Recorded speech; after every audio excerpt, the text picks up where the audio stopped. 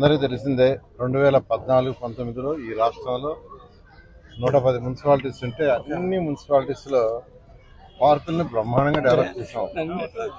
ప్రతి పార్కులో gym equipment, play equipment ఇచ్చాం. పిల్లలు ఆడుకోవడానికి చక్కని ఎన్విరాన్మెంట్ క్రియేట్ చేసాం. ఎందుకంటే ఆ రోజు కూడా ముఖ్యమంత్రి గారు గ్రీన్ కార్పొరేషన్ పెట్టి ఆ గ్రీన్ కార్పొరేషన్లో ఈ యొక్క పార్కులన్నింటినీ రెనోవేట్ చేయాలా, సెంట్రల్ డివైడ్ రెనోవేట్ చేయాలా, ఎక్కడైనా పాయింట్స్ ఉంటే చేయాలని ప్రత్యేకంగా ఆదిస్తే దీని మీద స్పెషల్ డ్రైవ్ చేసాం. అయితే గత ప్రభుత్వం వీటిని నిర్ణయం చేస్తుంది. నేను కొన్ని పార్కులు పోతే అక్కడ బైండింగ్ వైర్ వేసి చుట్టేస్తున్నారు. ఏమో ఎందుకు చుట్టారంటే, సార్ పేరెంట్స్ చుట్టేశారు, ఎందుకంటే అది విరిగిపోతుంది, పిల్లలకి ఎక్కడ దెబ్బలు అవుతాయి, అలా మెయింటెనెన్స్ జరిగింది.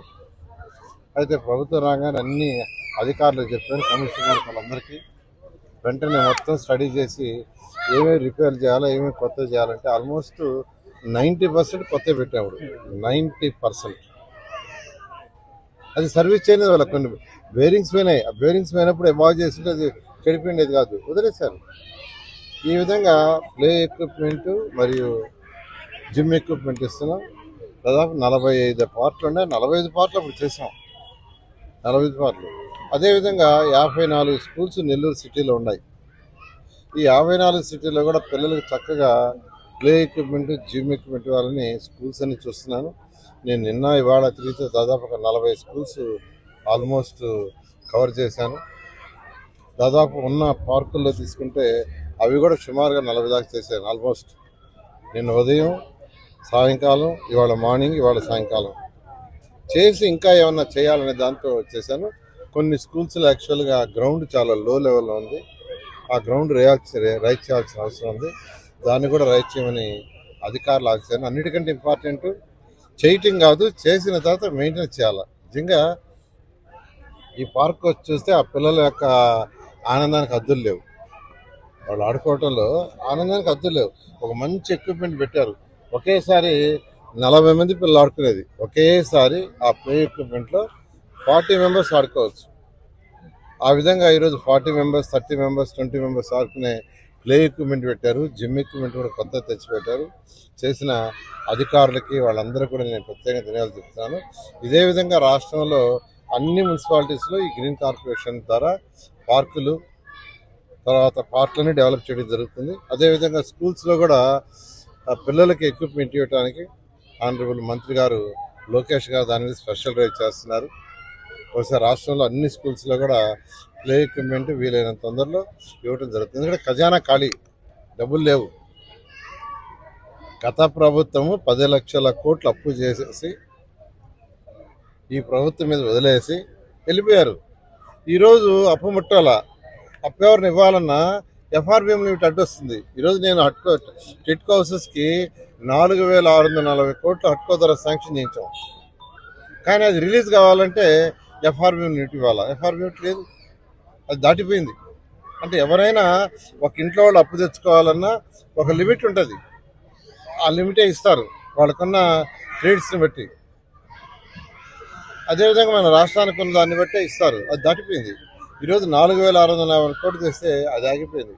5350 కోట్లు యాక్చువల్గా డ్రింకింగ్ వాటర్ కోసంగా ఈ రాష్ట్రానికి ఏషియన్ ఇన్ఫ్రాస్ట్రక్చర్ ఇన్వెస్ట్మెంట్ బ్యాంక్ ద్వారా తెస్తే అది కూడా ఇవ్వడానికి లేకపోయింది.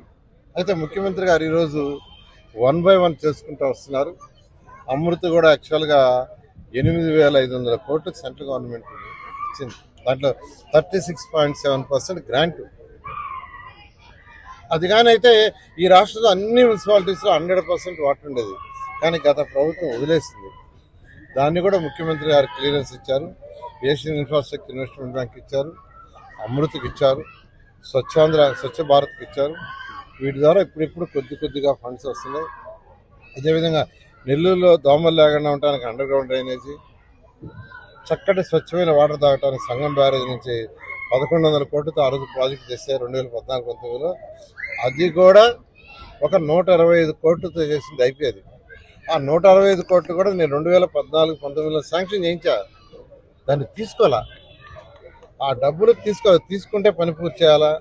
పని పూర్తి చేసిన నారాయణ సార్కి తెలుగుదేశం ప్రభుత్వం మంచి పేరు వస్తుందని మా మీద కోపంతో 5 సంవత్సరాలు నెల్లూరు 54 డివిజనల్ కార్పొరేషన్ ప్రజలందరూ ఇబ్బంది పెట్టారు. మన ముఖ్యమంత్రి గారిని అడిగితే దాన్ని కూడా ఫస్ట్ వీక్లో రిలీజ్ చేయమన్నారు. ఏప్రిల్ ఫస్ట్ వీక్లో రిలీజ్ చేస్తుంది.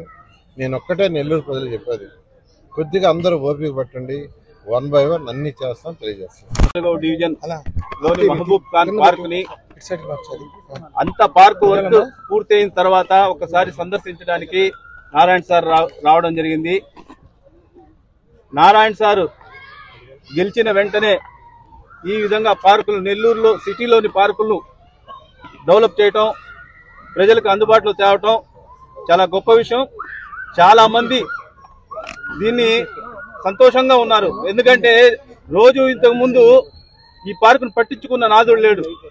గతంలో వైసీపీ గవర్నమెంట్ లో నేను 2-3 సార్లు కంప్లైంట్ చేశాను, కానీ ఉపయోగం లేకుండా పోయింది. సార్ వచ్చిన వెంటనే ఈ విధంగా చేయటం, నిద్ర లేకుండా సారు సుమారు 2 రోజుల నుంచి తెల్లవారుజామున 5 గంటలకి మొదలుపెట్టి ఇప్పుడు 10 గంటల దాకా చూస్తున్నారంటే సార్ యొక్క కమిట్మెంట్, ప్రజలకి మౌలిక వసతులు కల్పించాలనే ఉద్దేశం సార్కి ఏ విధంగా ఉన్నది ఈ సందర్భంగా తెలుస్తుంది.